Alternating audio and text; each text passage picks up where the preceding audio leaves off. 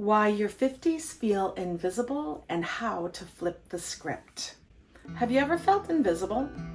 Like you walk into a room and nobody really notices? Or maybe you're talking and people seem more interested in their phones than in what you're saying? If you felt that way, stick with me because I'm sharing a life-changing insight into something many either don't understand or know how to fix. If you're in your 50s or beyond, you're not imagining it. Research shows that particularly women in midlife often feel overlooked by the workplace, by media, even sometimes their own families. Youth gets the spotlight, and suddenly we're expected to fade away into the background. But here's what I want you to know. Invisibility is not your destiny. Belonging is. Let me share something powerful that happened to me recently. On the same day, I attended the funeral of a dear classmate and my 45-year class reunion that evening. Talk about a mix of emotions. That morning at the funeral, we honored Marcia, a woman whose light never dimmed, even though she battled pancreatic cancer for 2 years. She was creative, generous, funny, and deeply loved. Marcia loved Prince, our incredible Minnesota musician. One of her sons even began his remembrance of his mom with the words, "Dearly beloved, we are gathered here today to get through this thing called life." We all laughed because it was so Marcia. Joy, courage, humor, even in the toughest moments.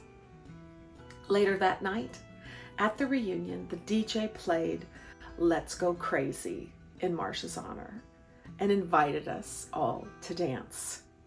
And we did, crying, laughing, celebrating her legacy together. But here's what struck me. In that circle of classmates, there were no cliques, no judgments, just acceptance. Everyone seeing each other at a soul level.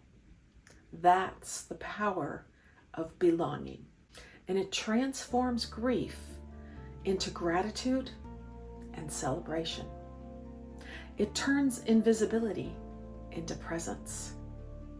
It reminds us that we're not alone, not in loss, not in aging, not in life. And isn't that what we all crave, especially in midlife and beyond? Not just the surface level small talk, but a warm community where we're fully seen, fully accepted, and deeply celebrated. Now let's pause for a second and imagine a fork in the road with two paths. On one path, invisibility takes over. You withdraw. You feel smaller and smaller.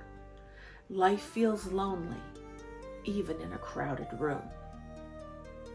On the other path, belonging transforms you. You're surrounded by people who truly see you, encourage you, celebrate you. Your courage grows. Your vitality grows. You stop asking, "Do I matter?" And you start living as if you do. Which path sounds like freedom? But here's the lesson.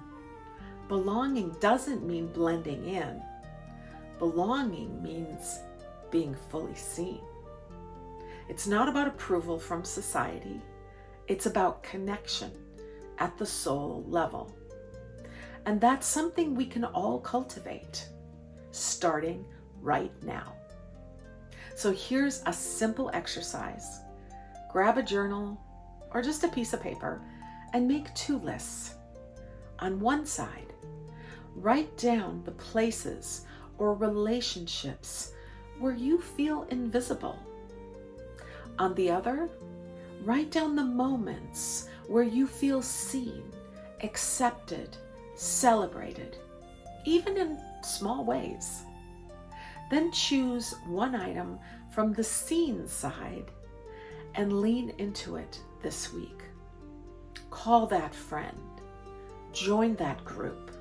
Say yes to that invitation. Strengthen the connections that remind you who you really are. Because invisibility is a lie.